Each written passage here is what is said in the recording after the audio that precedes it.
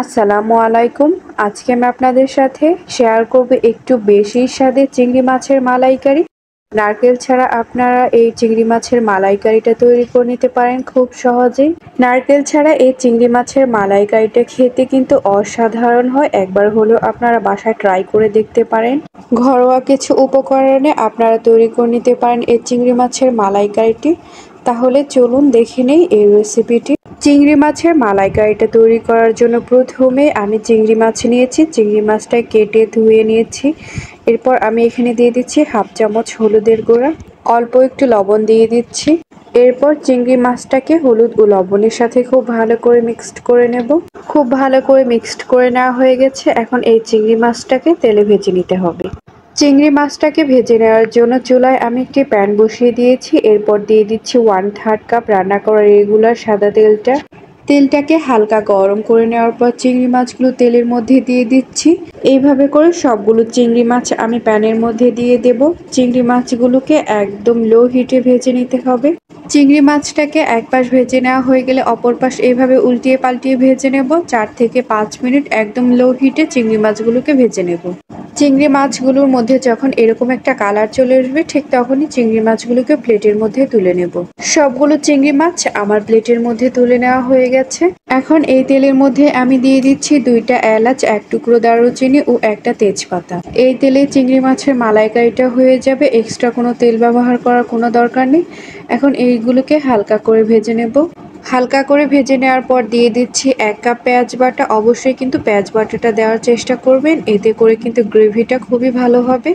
এখন এই পেঁয়াজ বাটাটাকে হালকা করে নেড়ে চেড়ে দেব। পেঁয়াজটাকে ভেজে নেওয়া হয়ে গেলে হাফ চামচ রসুন বাটা, হাফ চামচ আদা বাটা দিয়ে দিচ্ছি। এখন এইগুলোকে হালকা করে একটু নেড়ে চেড়ে দেব। নেড়ে চেড়ে দেওয়া হয়ে গেলে দিয়ে দিচ্ছি হাফ চামচ হলুদের গুঁড়া, হাফ চামচ মরিচের গুঁড়া, হাফ চামচ ধনিয়ার গুঁড়া, হাফ চামচ জিরার গুঁড়া, 1 চামচ লবণ দিয়ে দিচ্ছি। আপনারা আপনাদের টেস্ট অনুযায়ী লবণের পরিমাণটা কমিয়ে বা বাড়িয়ে নিতে পারেন। এখন এই মশলাগুলোকে খুব ভালো করে মিক্সড করে নেব। 1 কাপ টক দই দিয়ে দিচ্ছি। আপনারা অবশ্যই টক দইটা দেওয়ার চেষ্টা করবেন, কারণ এখানে আমি নারকেলটা ব্যবহার করিনি। টক দইটা মশলাগুলোর সাথে খুব ভালো করে মিক্সড করে নেব।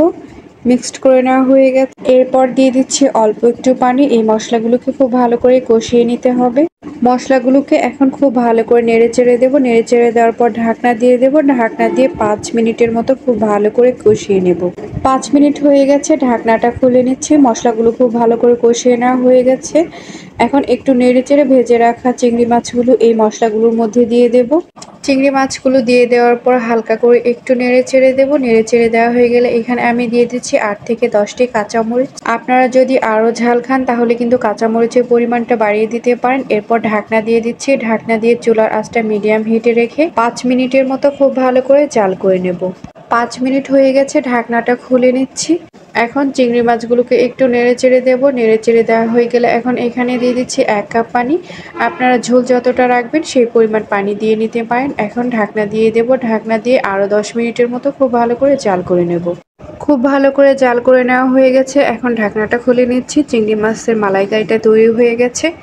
যদি আমার এই রেসিপিটি আপনাদের ভালো লাগে তাহলে অবশ্যই লাইক, কমেন্ট এবং শেয়ার করবেন। ইউটিউব থেকে দেখে থাকলে কিন্তু সাবস্ক্রাইব করবেন, আর ফেসবুক পেজ থেকে দেখে থাকলে কিন্তু ফলো করবেন। আর আমার এই ভিডিওটি দেখার জন্য সবাইকে অনেক অনেক ধন্যবাদ।